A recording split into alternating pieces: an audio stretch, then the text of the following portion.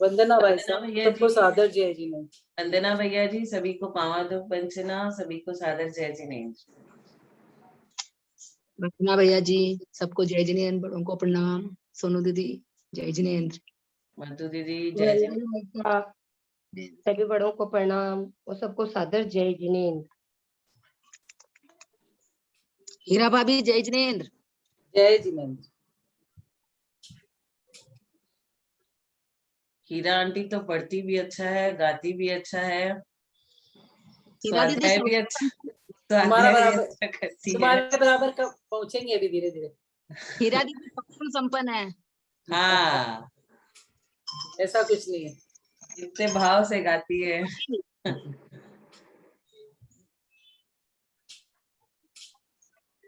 पंडित जी को पावन धुक वंचना। पंडित जी दो, पंडित जी दो। पंडित जी को प्रणाम। अब पंडित जी इंटरनेशनल पंडित जी हो गए, सारे लोग पंडित जी को खोजते हैं अभी। पंडित जी क्लास में नहीं रहने से अच्छा नहीं लगता है। पंडित जी तो म्यूट है पंडित जी आप।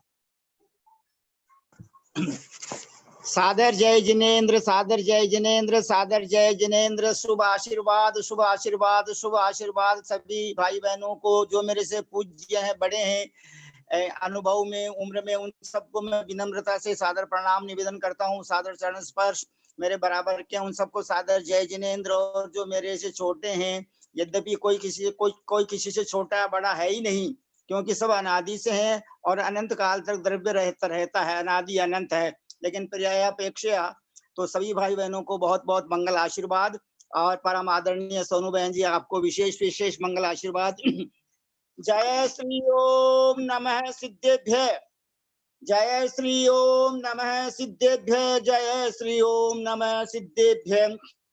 नमो अरहंताणम, नमो सिद्धाणम, नमो आयिरियाणम, नमो उवज्जायाणम, नमो लोये सब्बसाहूणम।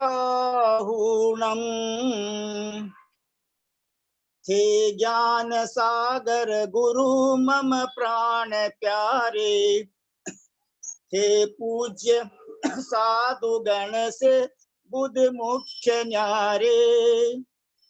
शास्त्रानुसार चलते मुझको चलाते, बंदो उन्हें विनय से सिर को झुकाते, बंदो उन्हें विनय से सिर को झुकाते, बंदो उन्हें विनय से सिर को झुकाते।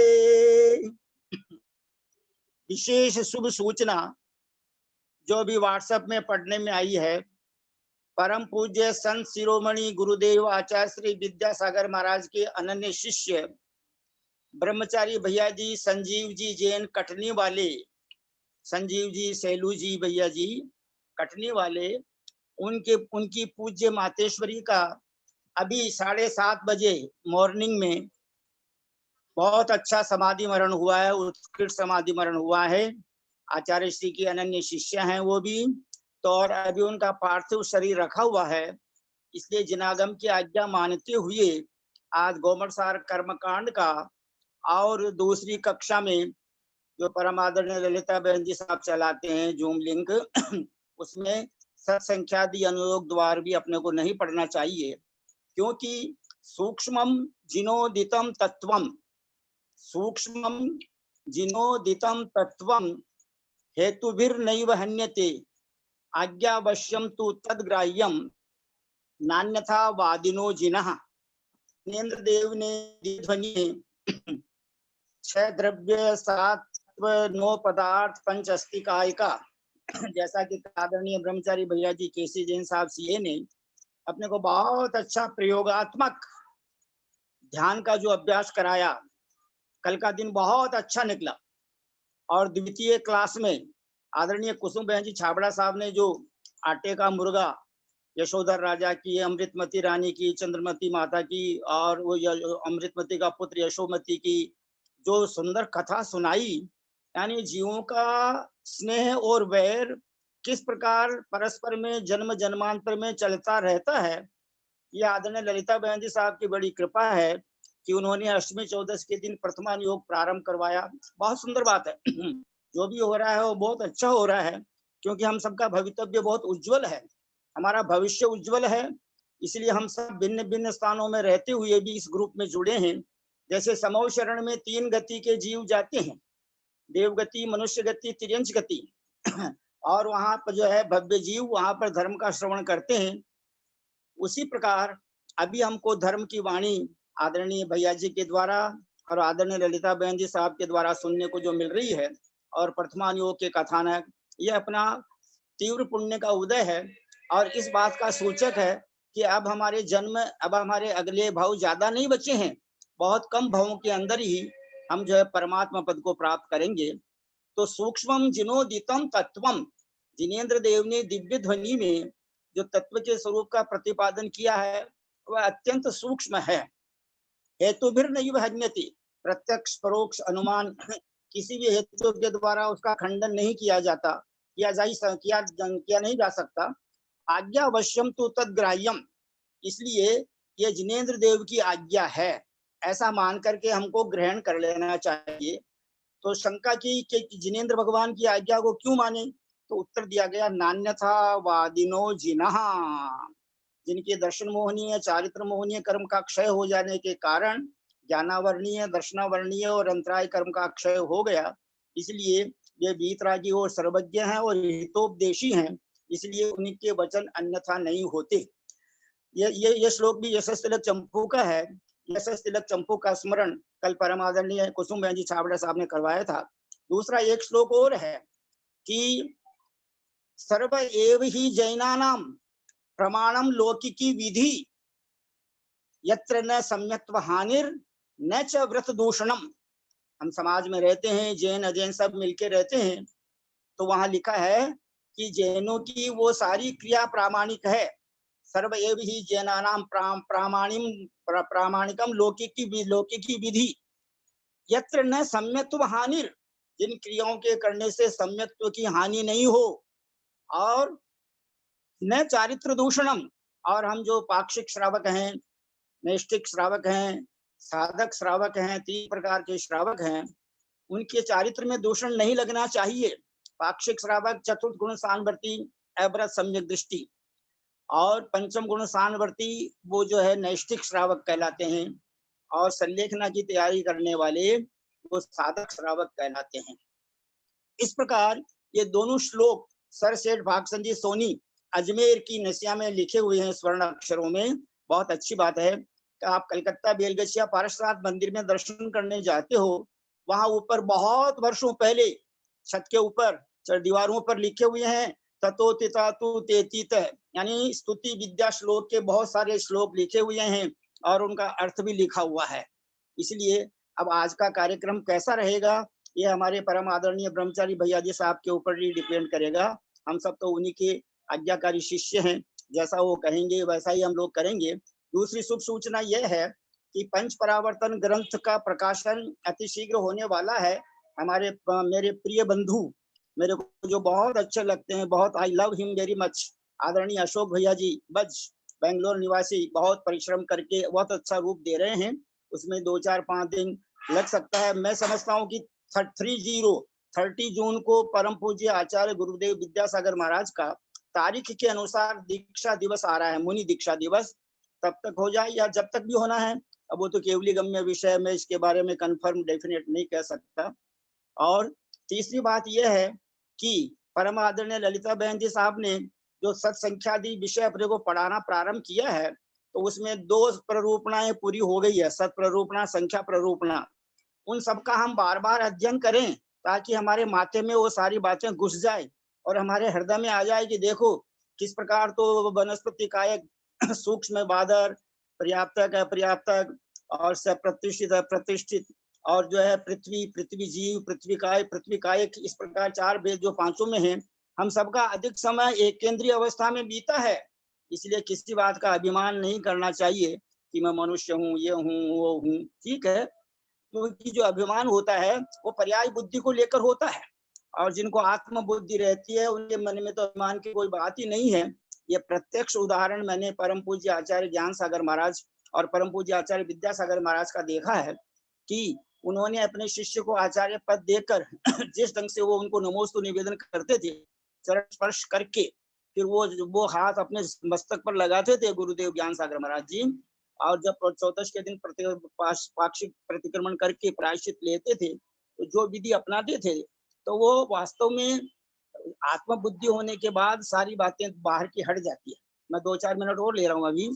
तो यहाँ कहते हैं कि जैसे कल भैया जी ने हमको वचन गुप्ती और काय गुप्ती का पालन करने का यानी अभ्यास कराया, मनोगुप्ती भी थोड़ी देर शांत रही, पूरे 40 मिनट तक सब मौन पूर्वक ओम ध्वनि को और अलग अलग उन्होंने भव्य जीवात्माओं से उच्चारण करवाया। ये उनकी बहुत बड़ी मेहरबानी है, बहुत बड़ी कृपा है। तो इसलिए अपने को प्रैक्टिकल लाइफ में तो आना ही चाहिए, इसीलिए जितने भी अधिक से अधिक नियम व्रत संयम पालन कर सके वो करना चाहिए। और आज परम पूज्य हम परम आदर परम पूज्य गुरुदेव के शिष्य आचार्य विद्यासागर महाराज के शिष्य ब्रह्मचारी संजीव भैया जी की पूज्य मातेश्वरी का समाधि मरण हुआ है और अभी पार्थिव शरीर रखा हुआ है।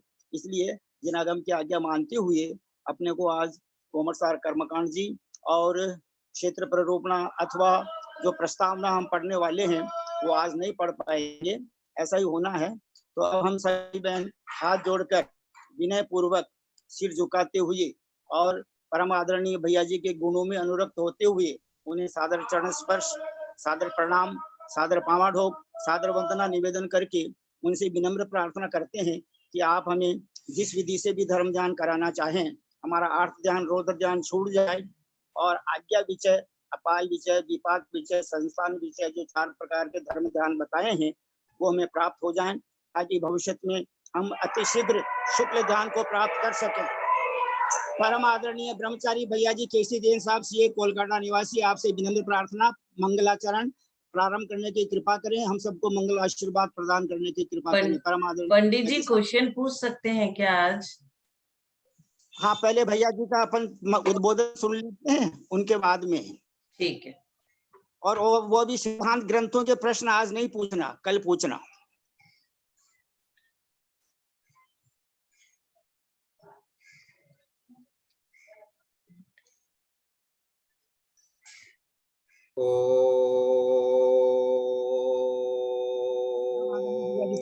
आवाज थोड़ा बढ़ाने की कृपा करें, आवाज बढ़ाने की कृपा करें। ओम नमः सिद्धेभ्यः, ओम नमः सिद्धेभ्यः, ओम नमः सिद्धेभ्यः। ओकारं बिंदु संयुक्तं नित्यं ध्यायन्ति योगिनः, कामदं मोक्षदं चैव ओंकाराय नमो नमः। अविरल शब्द घनोग प्रक्षालित सकल भूतल कलंका, मुनिविरूपा सिद्धीर्था सरस्वती हरतनु दुरितान् अज्ञान तिमिरान्धकानां ज्ञानाञ्जनशलाकया चक्षुर्मीलितमेन तस्मै श्री गुरुवे नमः। श्री परम गुरुवे नमः। परम्पराचार्य श्री गुरुभ्यो नमः। सकल कलुस्मिन् वंशकं श्रेषां परिवर्तकं धर्म संबंधकं भव्य जीवन प्रतिबोधकारकं पुण्य प्रकाशकं पाप प्रणाशनम् इदं शास्त्रं श्री स्वयंभू स्तोत्र नाम देयम। अस्य मूल ग्रंथ कर्ता श्री सर्वज्ञ देवास्तदुत्तर ग्रंथ कर्ता श्री गणधर देवा प्रतिगणधर देवा तेषां वचनुसार माशाद्य आचार्य समंत भद्र देवेन विरस्तम। मंगलम भगवान वीरो मंगलम गौतमो गणी मंगलम कुंद कुंदाद्यो जैन धर्मोस्तु मंगलम। सर्व मंगल मांगल्यम सर्व कल्याण कारकम प्रधानम सर्वधर्माणां जैनम जयतु शासनम। सर्वे श्रोतारः सावधानतया शृण्वन्तु।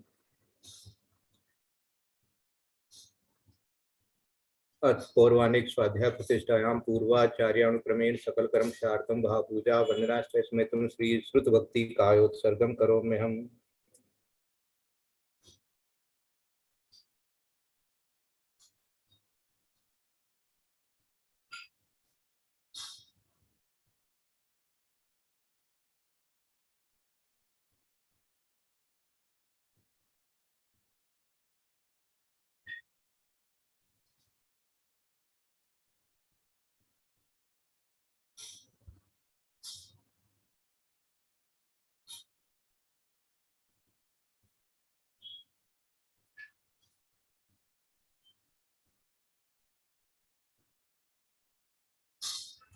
कोटिशतं द्वादशैव कोट्यो लक्षाणि शीतिस्त्रैधिकानि च पंचाशदशोत्तरषट्सङ्ख्यामेतच्युतं पंचपदं नमः।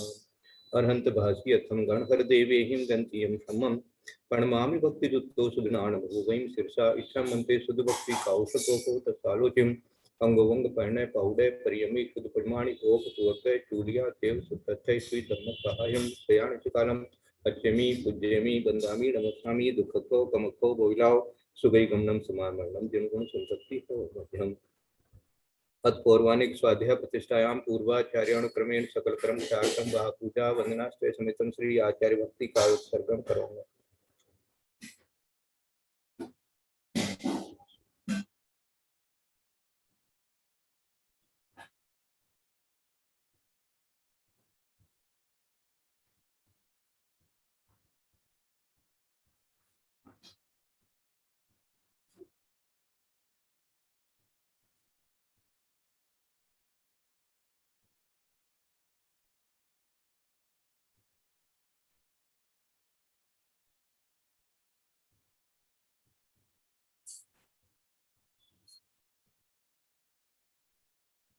श्रुत जलधि पार्गे पेश्वय परमत्वी भावना पटुमतिभ्ये सुचरित तपोनि दिव्यो नमो गुरुभ्यो गुण गुरुभ्ये 36 गुण समग्रे पंच व्याचार करण संदर्शे शिष्याणुभ्य पुष्पे धर्मारि सदा वंदे गुरु भक्ति संयमेणिये तरन्ति संसार सारं घोरं चिनति अट्टकं मजमण मरणं न पावन्ति ये नित्यं रतमन्त्रं निर्ता ध्यानाग्नि होत्रा पुलः षट्कर्माभिरतास्तपः तपोधंगना साधुप्रिया साधुवे शीलप्ता वर्णा गुण प्रेरणार्जितं तेजोदिका मुद्वार कपाट पाटन घटा प्रेरणं तु मां साधुवे गुरुवे पांतो नित्यम ज्ञान दर्शन नायका चारित्राणो गंभीरा मोक्ष मार्ग उपदेश गया इच्छा मंते आर्य भक्ति कौशको कौत सालोच्यम सम्मणान सम्मदर्शन सम्मचर्च जुताणम पंचविहा चारणम आरणम आराधि सुगुणाणम देशाणु वैज्ञानम तीरयण गुण पालन प्रयाण सब्बसाणम सयानि चिकालम अच्छेमी पूज्यमी वंदामी नमस्कामी दुःखको कमको बोलाओ सुगई गमनम समानम जनगुण संपत्ति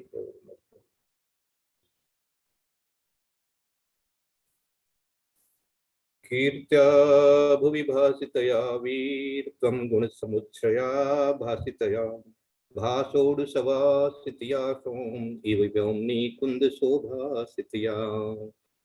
ये श्री वीर जिन स्तवनम भगवान महावीर स्वामी की स्तुति में आचार्य समंतभद्र स्वामी ने कहा है। तो आज महावीर स्वामी की स्तुति ही हम लोग थोड़ी बहुत चिंतन करेंगे। तो सबके लिए बहुत बहुत आशीर्वाद है। सर बोले देवादिदेव महावीर भगवान की जय, बोले आचार्य कुंद कुंद स्वामी महाराज की जय, बोले आचार्य समंतभद्र स्वामी महाराज की जय, बोले आचार्य गुरुवर विद्यासागर महाराज की जय, बोले आचार्य वर्धमान सागर महाराज की जय। सरस्वती नमस्तुभ्यं वरदे कामरूपिणी विद्यारंभम करिष्यामि सिद्धिर्भवतु मे सदा, बोले द्वादशांग दिनवाणी माता की जय।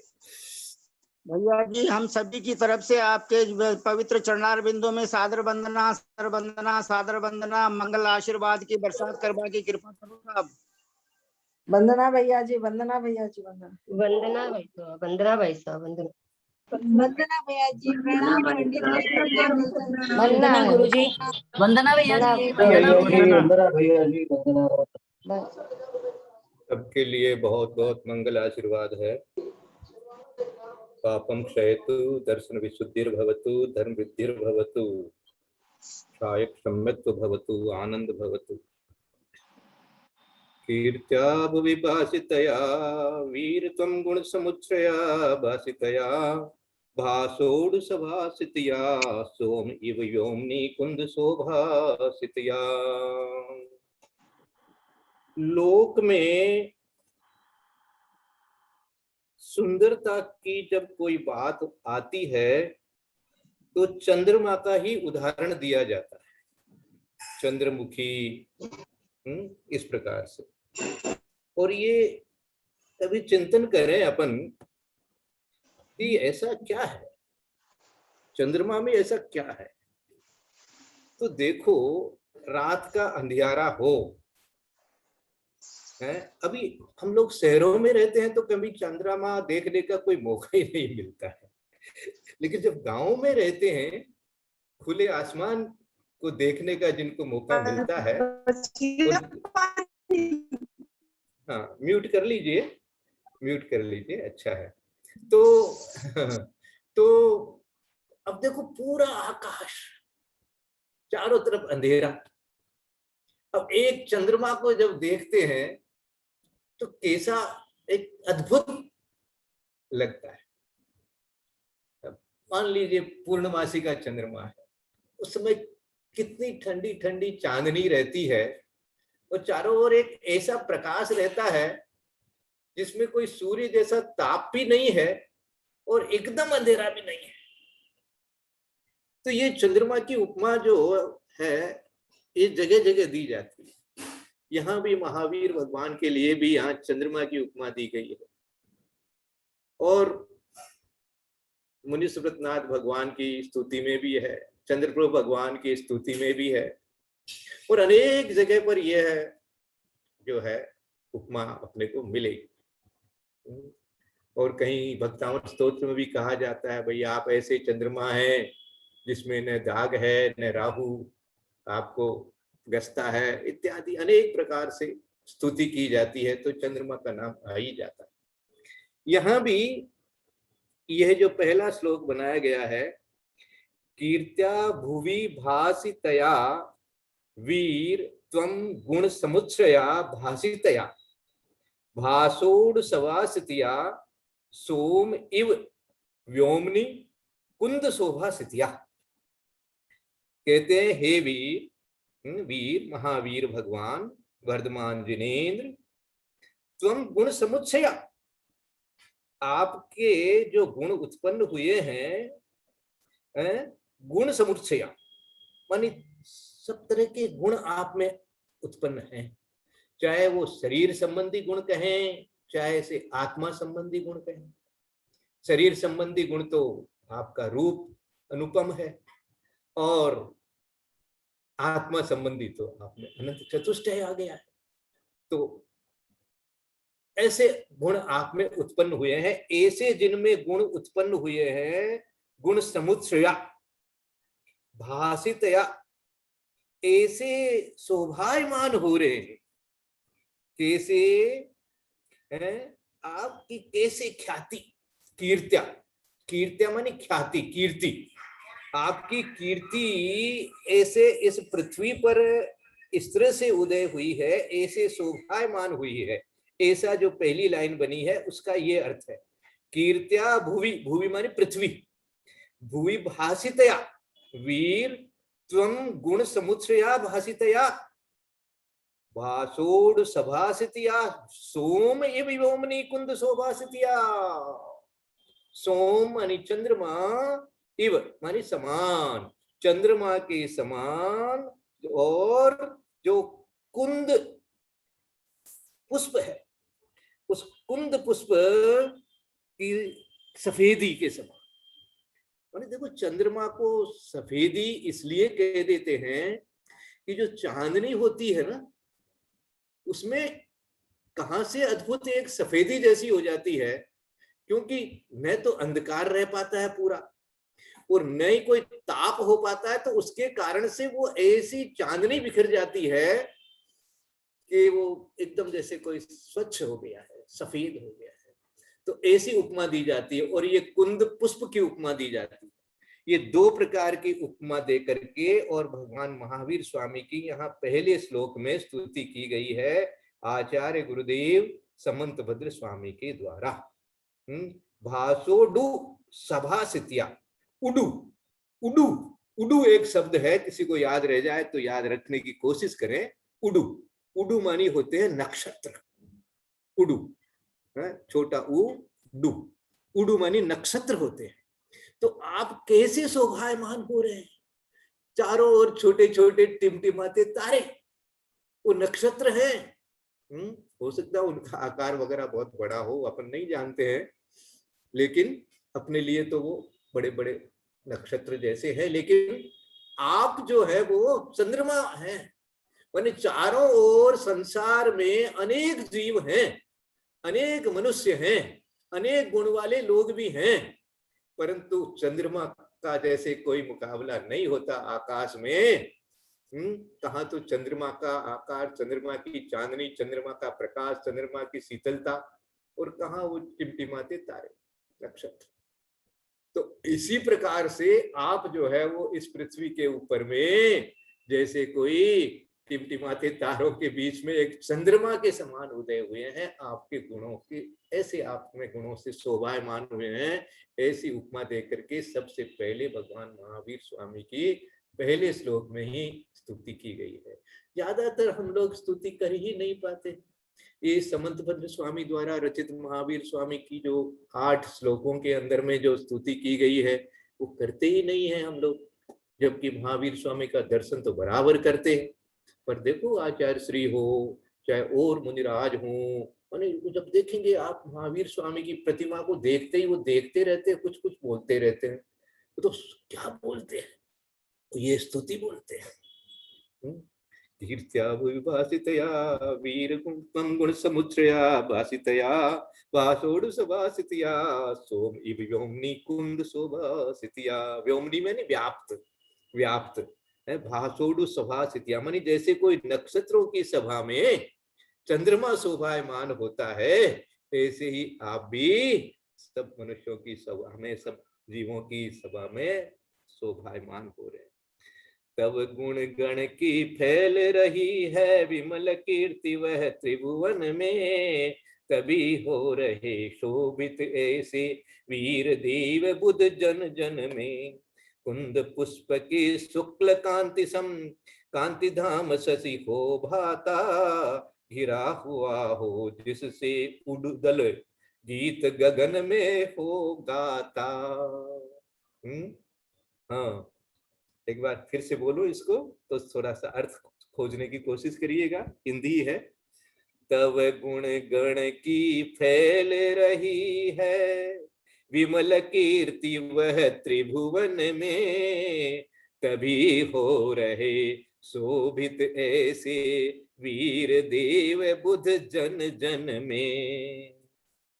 कुंद पुष्प की शुक्ल कांति सम कांति धाम शशि हो भाता, गिरा हुआ हो जिससे उड़ुदल गीत गगन में हो गाता है। उड़ुदल वाली नक्षत्र, जो नक्षत्रों के बीच में जिस प्रकार चंद्रमा शोभायमान होता है और कुंद पुष्प की शुक्ल कांति सम, जैसे कुंद पुष्प की सफेदी होती है, ऐसे ही आप भी जो है अपने गुणों से शोभायमान है। ऐसे श्री महावीर भगवान का प्रथम श्लोक के माध्यम से स्तुति स्तवन भक्ति हुई है। 2-3 श्लोक कम से कम आज ले लेंगे 5 से 10 मिनट में।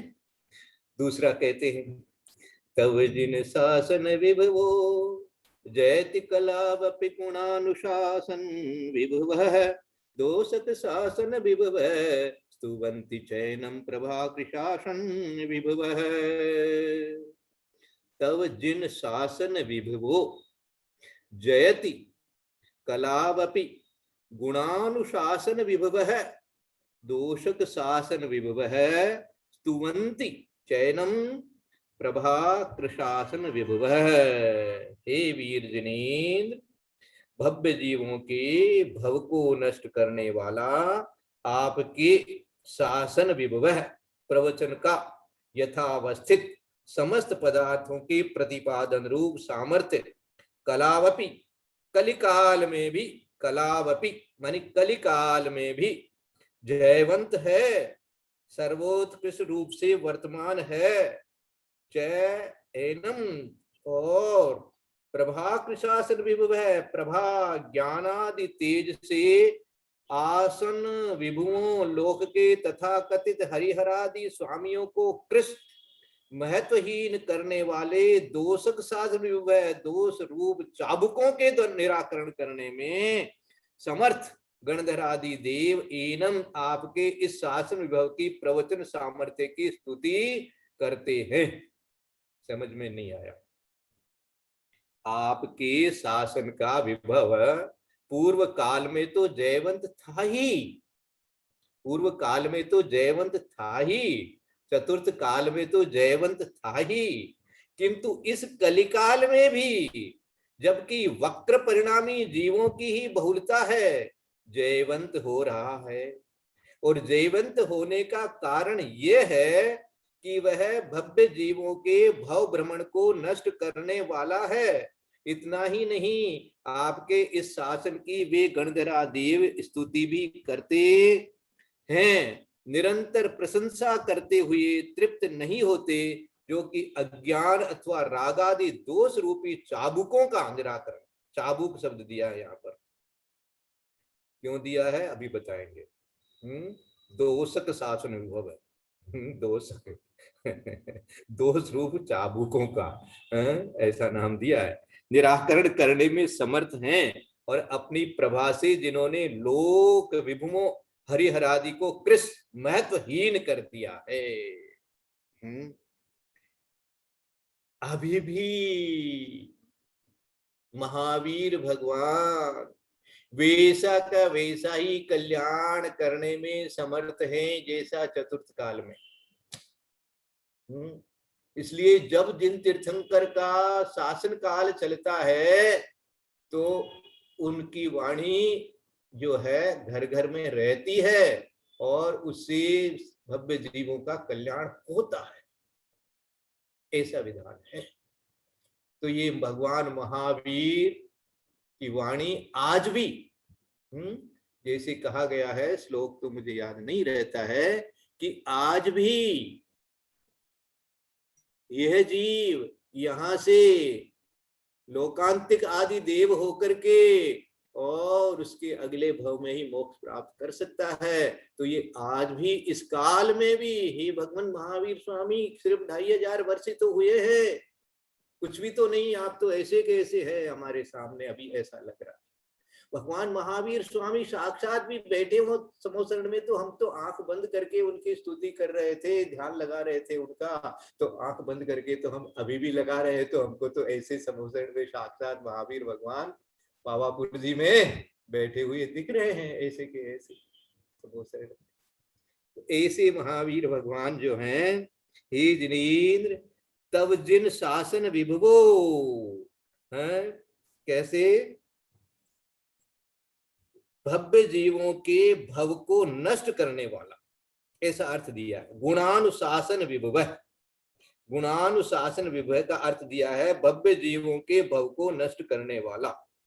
तब आपके और शासन विभव का अर्थ दिया है प्रवचन का यथावस्थित समस्त पदार्थों के प्रतिपादन रूप सामर्थ्य। कलावपि माने इस काल में भी, तब जिन शासन विभवो, तब जिन आपका जो ये शासन है वह कैसे कलावपि गुणानुशासन विभव है, मानी जो भव्य जीव है उनका भव नष्ट करने वाला है, विभव है। और दोषक शासन विभव है, और जो अन्य लोग हैं उनके दोषों का निराकरण करने के प्रभाकृ शासन विभव है, उनकी प्रभा कृष कर दी गई आपके सामने, और कोई टिकता ही नहीं है। कैसे बोलते हैं भक्तामृत स्तोत्र में हम लोग कि भगवान आपका रूप ध्यान में आ जाए तो कोई दूसरा रूप आता ही नहीं है, ध्यान में ही नहीं आता। कैसा हो जाता, क्योंकि है ही नहीं कहीं इस तरह की जो चीज वीतरागता, जो परम शांति, जो आत्मानुभव, जो आपको देख करके आपके गुणों का स्मरण करके जो अपने आप में मेरे को मिल रहा है, वो किसी दूसरे को देखने से मिल ही नहीं सकता, मिलता ही नहीं है। अनादिकाल से तो ऐसा हो गया। हाँ, तुम ना पिछान्या आन मान्या, अनेक लोगों को माना आता है, लेकिन काम नहीं हुआ उससे, और आपको देखने के बाद में कोई काम रुकता ही नहीं, कोई अशांति कहीं ठहरती ही नहीं, कुछ बाहर का मोह आ ही नहीं जाता अंदर में, बाहर ही रह जाता है। मेरे अंदर में तो मैं अपने आत्मस्वरूप हो जाता हूँ आपको देखते। ईसा हे भगवान, सतयुग में था कलयुग में भी, सतयुग में था कलयुग में भी, तब शासन जयवंत रहा, भव्य जनों के भव का नाशक, मम भव का भी अंत रहा। अब हमारे भी भवों का अंत आ गया है भगवान हैं। पंडित जी ने सर्टिफिकेट दे दिया अभी आज हम सब लोगों को है। पंडित जी आप एक सर्टिफिकेट बना के स्टाम्प पेपर पर हम लोगों को साइन करके दे दीजिए कि अब हम लोगों के थोड़े से ही भव बचे हैं। आपका सर्टिफिकेट हमारे को बहुत काम आएगा, क्योंकि एक दीपक छोटा सा दीपक का भी उजाला रहेगा तो कभी अंधकार हमें सता नहीं सकेगा। सतयुग में था कलयुग में भी सब शासन जयवंत रहा, भव्य जनों के भव का नाशक मम भव का भी अंत रहा। दोष चाबुको निरस्त करते परमत खंडन करते हैं, निज प्रतिभा से अतः गणिये जिन मत मंडन करते हैं। वाह क्या सुंदर बता दिया। आज भी आप इसी तरह से हमारे लिए हाँ उतने ही निमित्त बन सकते हैं जितने चतुर्थ काल के जीवों के लिए आप निमित्त बने थे अपने कल्याण के लिए। आज भी आपका शासन जयवंत है, आपका शासन विद्यमान है, आपका शासन जीवंत है। जयवंत है मानी जीवंत है, विद्यमान है, वर्तमान है, मेरे अंदर में उतरा हुआ है। आपकी हर वाणी, आपका हर शब्द, आपकी दिव्य ध्वनि आज भी मैं इन शास्त्रों के माध्यम से सुन करके आत्मसात करके और आपको नमन करता रहता हूँ। इस प्रकार से महावीर भगवान की इन 2 श्लोकों के माध्यम से आज अपन ने स्तुति करी। और तो जितना अपन धीरे धीरे पढ़ते हैं उतना ही मुझे तो अच्छा लगता है। ज्यादा जल्दीबाजी करके और करके फिर अपने अष्टमी चतुर्दशी पूर्णिमासी आएगी, उस समय और बाकी के जो अपने 6 श्लोक और हैं उनका स्वाध्याय अपन कर लेंगे। बहुत अच्छा है। सबसे यही निवेदन है कि भगवान महावीर स्वामी की स्तुति जो समंतभद्र स्वामी ने स्वयं स्तोत्र में लिखी है उसको तो कम से कम बार बार पढ़ें, याद करें, चिंतन करें। यदर्थ मात्रा पदिवाक्यहीनं मया प्रमादादधि किंचनोक्तं तन्मे क्षमित्वा विदधातु देवी सरस्वती केवल बोधलब्धि। बोधि समाधि परिणाम शुद्धि स्वात्मोपलब्धि शिव शोक सिद्धि। चिंतामणिं चिंतित वस्तु दाने त्वां वंदमानस्य ममास्तु देवी। जा वाणी के ज्ञान ते सूझे लोकालोक, सो वाणी मस्तक नमो सदा देवो लोक। हे जिन वाणी महती तोय जपो दिन रैन, जो तेरा शरणागत है सो पावे सुख चैन। देव भजो अरहंत को गुरु से हो निर्ग्रंथ, दया धर्म पालो सदा यही भक्ता पर द्वादशां जिन वाणी माता की जय। नमो हरि।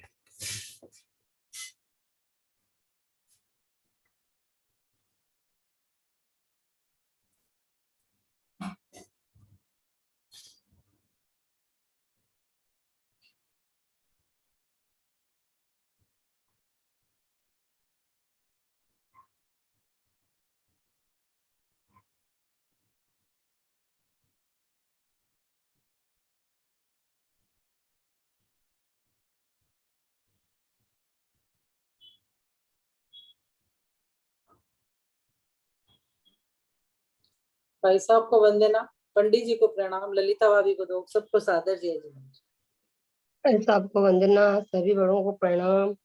कोई प्रश्न पूछना चाहते थे, बोले छोटे मोटे कोई प्रश्न पूछना है किसी को, प्रश्न पूछ सकते हैं, पूछ रहे थे तो वो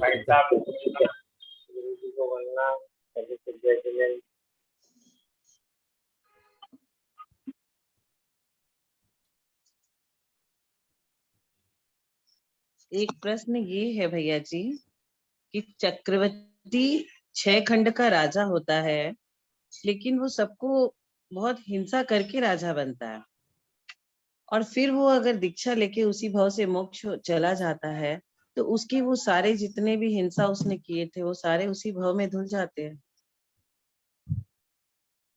इसमें 2 तरह से चिंतन कर सकते हैं अपन।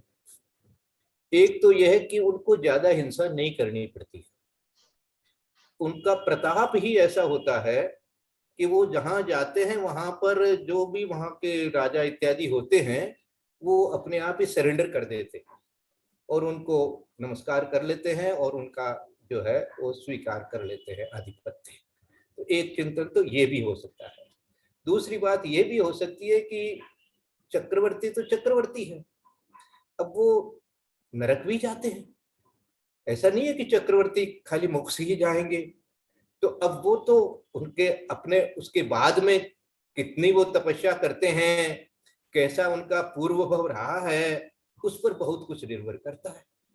पूर्व भव में भी जो उनकी साधना होती है, वो साधना यदि अच्छी होती है तो उस हिसाब से ही उनका, जैसे अब भरत चक्रवर्ती का उदाहरण अपन सोचे तो उनके पहले के उदाहरण इस प्रकार के हैं, सर्वार्थ सिद्धि से वो आए हैं, तो इस प्रकार से उनको वो इस गृहस्थ जीवन में भी वो इस प्रकार से वैराग्य पूर्वक रहे कि उनको क्षण मात्र में केवल ज्ञान भी हो गया अंतर्मुहूर्त में। तो ऐसा उदाहरण बहुत कम होता है। लेकिन भरत चक्रवर्ती का भैया जी, उन्होंने ऐसा मैंने पढ़ा है आदि पुराण में कि वो जब 6 खंड को जीत के आए तो चक्र रुक गया। तो पूछा चक्र रुक क्यों गया, तो बोले अपने भाई बाहुबली को जीतना बाकी है अभी। तो बाहुबली के पास मैसेज भेजा गया कि क्या तो आत्मसमर्पण कर दो, नमस्कार कर दो, और वरना युद्ध करो। फिर बाहुबली से युद्ध करने के लिए वो तैयार हो गए, अपने भाई को सत्ता के लिए मारने के लिए तैयार हो गए। तो प्रजा सारी डर गई, बोले कि ये जो जितने भी सैनिक है वो सारे डर गए, बोले कि अगर ये दोनों युद्ध करेंगे तो क्या होगा, दोनों तरफ की सेना मरेगी, दोनों ही बहुत बलशाली है। तो उन्होंने ऐसा अपना सजेशन दिया कि दोनों ही एक दूसरे से युद्ध कर दो, जल युद्ध, मल युद्ध से तीनों। तो उसके बाद बाहुबली तीनों युद्ध में जीत जाते हैं भरत से, और फिर बाहुबली को वैराग्य हो जाता है कि मेरा भाई मेरे को ही सत्ता के लिए मेरे ऊपर चक्र छोड़ दिया, और चक्र ऐसा कि बाहुबली की 3 प्रदक्षिणा दे करके वापस चला जाता है। तो एक तीर्थंकर प्रकृति के जीव, सिद्ध प्रकृति के जीव जिनको केवल ज्ञान होने वाला है, उनकी भी मन में ऐसा आता है कि मैं इसे अपने भाई को मार दूं, ऐसा आता है क्या?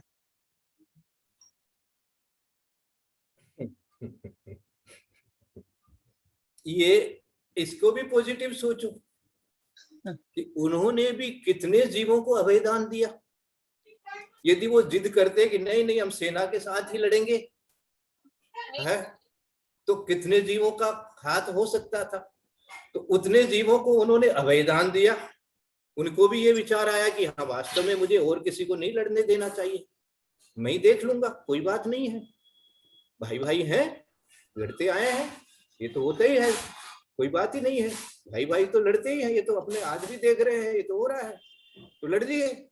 और लड़ करके अब जोश भी आ गया, अब जोश में तो होश खो देते हैं, अब जोश में होश खो दिया, चक्र भी निकल गया, वही हथियार था उनके पास में। तो ऐसा ही विचार करके पॉजिटिव सोचो कि भाई उनके अंदर में वो शायद सम्यक तो था ही विद्यमान, वो कहीं नहीं गया, लेकिन फिर भी जैसी परिस्थिति होती है उसी हिसाब से जैसा होनार हो जाता है। मैं तो इसको देखो, ये तो एक उदाहरण आपने दिया, ये तो सबको मालूम भी है जो आपने बताया जितना विस्तार।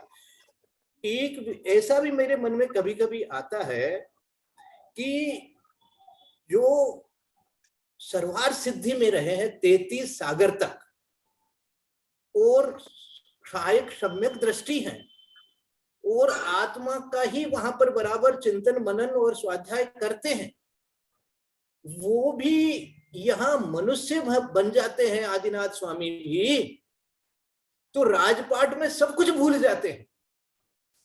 हाँ? सब कुछ भूल जाते हैं, राजपाट करने लग जाते हैं। वो उनका वहां का वो ज्ञान कहाँ गया? वहां जब थे तो सोचते होंगे कि मैं तो एक पल भी व्यर्थ नहीं करूंगा, है? लेकिन यहाँ तो जो जीव जहां पर होता है उसको उस प्रकार से उसी प्रकार का परिणमन उसके हो जाता है।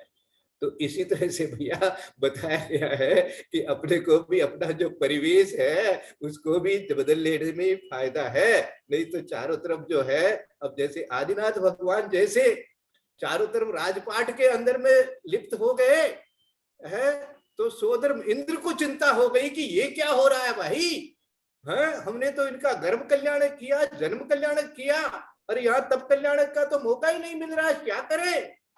तो जाओ नीलांजना तुम जाओ, ऐसा सोचो। तो ये हो सकता है, किस जीव का कैसा परिणमन होगा, कहाँ की परिस्थिति में किस प्रकार से क्या कर्म उदय में रहेंगे, तो इसका हम लोग कुछ नहीं जान सकते, ये सब केवली गम्य बातें हैं। इसलिए अपने को तो अपना कैसे इन सब बातों को जान करके अपना उपकार कैसे हो सकता है, अपनी आत्मा में कैसे लीनता आ सकती है, उसका पुरुषार्थ करना चाहिए। भाई साहब वंदना, इसको अपन ऐसे नहीं सोच सकते क्या कि उनके चारित्र मोह का उदय था तो केवल ठीक है, इसी ठीक है, कर्म कर्म की अपेक्षा से कथन करेंगे तो यही आएगा, बिल्कुल सही आएगा, है बिल्कुल सही आएगा। यद्यपि आज वो मना किया है पंडित जी ने कि भाई सिद्धांत की बातें नहीं करेंगे, लेकिन फिर भी एक जो छोटी सी बात शायद कल आपने ही पूछी थी, स्पर्धक और निषेक के बारे में। अच्छा, किसी ने पूछी थी मेरे को कि स्पर्धक और निषेक, हाँ, स्पर्धक और निषेक एक ही है क्या। तो इसका चिंतन मैंने किया था कि भाई जैसे एक कोई कपड़ा है, उस कपड़े में एक इतना मीटर, इतना इंच, इतना फुट ऐसे लंबा, ये एक उसका मापने का एक तरीका है। और दूसरा तरीका है कि कितना मोटा है, कितनी चीज ढक सकता है ना। जैसे होता है ना भाई, मोटा छन्ना होगा तो पानी छानने में अलग, हो पतला होगा तो उससे कुछ काम नहीं। तो इसी तरह से जो निषेक है वो क्वांटिटी बताने के लिए काम आता है, मानी हर चीज की एक यूनिट होती है ना, तो क्वांटिटी संख्या बताने के लिए निषेक शब्द का प्रयोग किया जाता है, और उसके अनुभाग मानी उसकी शक्ति बताने के लिए स्पर्धक शब्द प्रयोग किया जाता है। तो घाती स्पर्धक, अघाती स्पर्धक, देशघाती स्पर्धक, सर्वघाती स्पर्धक ऐसे आता है, मानी वो कितना ढकता है कितना नहीं ढकता है। तो ये स्पर्धक जो शब्द प्रयोग होगा वो शक्ति की नाप के लिए होगा और वो क्वांटिटी को नापने के लिए होगा। ऐसा थोड़ा सा विचार करके रखिए, मानी उसी की बात हो रही है, कर्मों की बात हो रही है, लेकिन उसी को दो अलग अलग तरीके से जब उसको समझाते हैं तो दो अलग, जैसे कपड़े की अभी बात अपन ने की तो उसकी यूनिट अलग अलग है। इसी तरह से मान लीजिए कोई अन्य कोई चीज है, पानी दूध है तो दूध लीटर के हिसाब से मापा जाता है, लेकिन फिर भी जो उसकी शक्ति के हिसाब से गाय का दूध अलग होता है, भैंस का दूध अलग होता है, वो सबकी उनकी शक्ति अपनी अपनी अलग होती है, उनके गुण अलग अलग होते हैं। इसी प्रकार से कर्मों के बारे में विचार कर सकते हैं। तो ये स्पर्धक शब्द जो प्रयोग होगा वो अनुभाग या शक्ति बताने के लिए होगा, निषेक शब्द जो होगा वो संख्या बताने के लिए होगा। ऐसा चिंतन है, इसको अपन और कल विस्तार से विशेष करके समझने का प्रयास करेंगे। वंदना भाई साहब वंदना, सभी से जय जिनेन्द्र, सभी से बड़ों से सादर भोग। वंदना भाई साहब वंदना, सभी से जय जिनेन्द्र। वंदना भाई साहब, सबसे जय जिनेन्द्र। ठीक है, आज के लिए भाई सबको वंदना, सभी को जय जिनेन्द्र। जय जिनेन्द्र। वंदना भाई साहब, सबको जय जिनेन्द्र के लिए।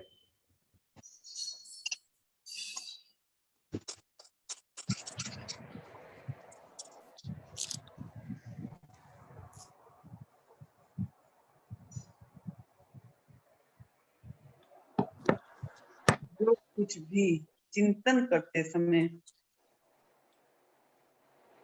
जो कुछ भी किंचित भी कुछ भी चिंतन करते समय इच्छा रहित होते हैं,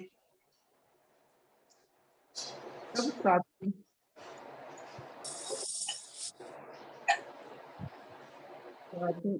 एकत्व प्राप्त करता है, तब साधु एकत्व प्राप्त करता है। उसको कहते हैं, वे उसको निश्चय से ध्यान कहते हैं।